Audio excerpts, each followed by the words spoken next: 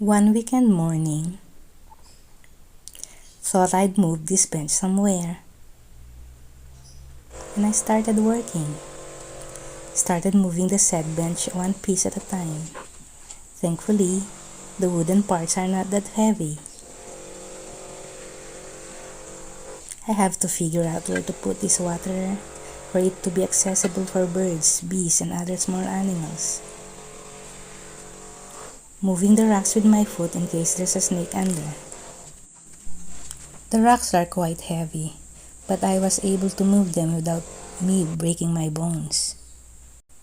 I'm not sure I like where I move it, but then I like it that I have a 4 feet by 2 feet extra space to throw things in. All that lifting got me too tired to go on. We'll just have to continue in the morning, for I can no longer lift a finger. Overexertion might have contributed to my deep sleep. Looking for something to eat for lunch before doing all the heavy lifting once again.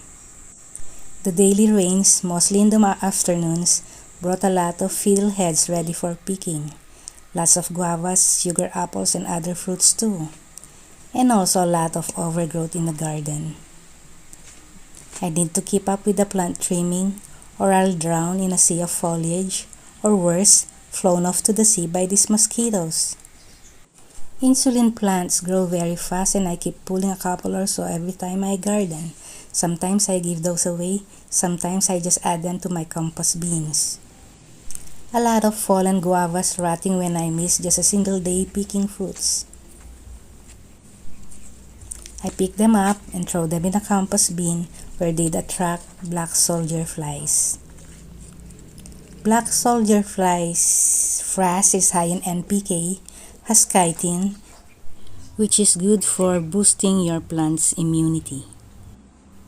If I don't pick up the rotten fruits, all sorts of flies and insects, some unfriendlies like rats might thrive in my food forest, and I don't want that to happen.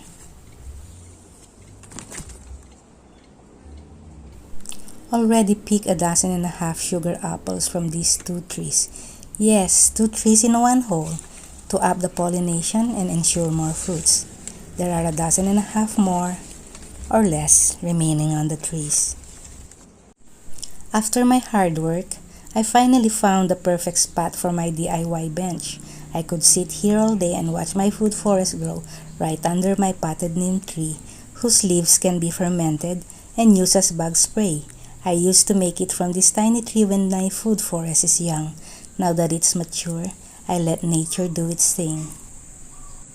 I found the right spot for the birds and bees waterer right under my calamansi tree.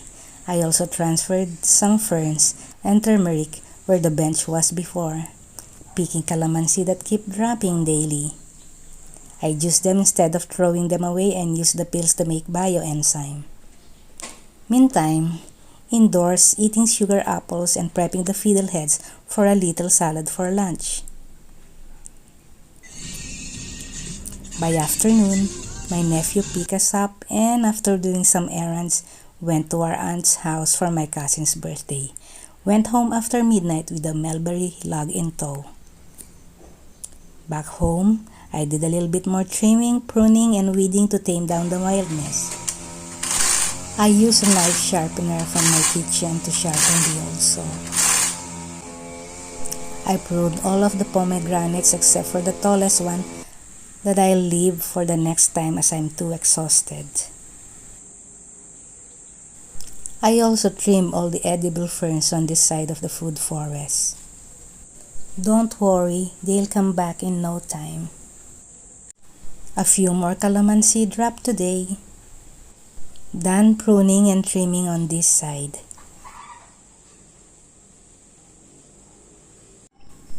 This side of my food forest has gone wild as well. I trimmed some of the edible ferns that were shading the ginger and turmeric growing underneath. I also pruned some of the leaves from the bananas and curly leaf trees' lower branches to let in the sunlight and use those to mulch the garden.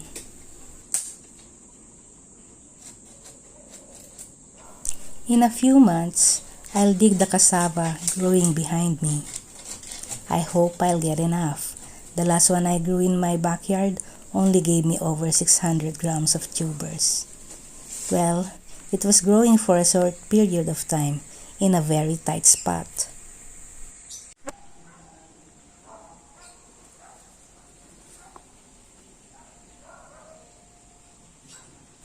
These are the ginger that were shaded by the ferns.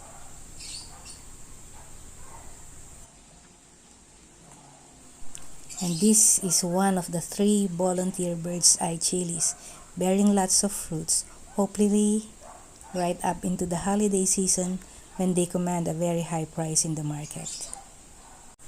I was late pruning the green sugar apples. I only have 2 fruits at the moment, but some buds are popping up. I hope you enjoyed this tour. I might install a hammock or a swing right on this spot where it's always shaded and breezy.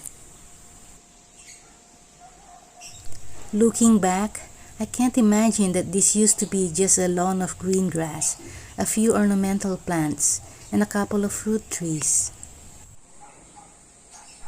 A lot of times, I've been asked if I have rodents or snakes in my garden.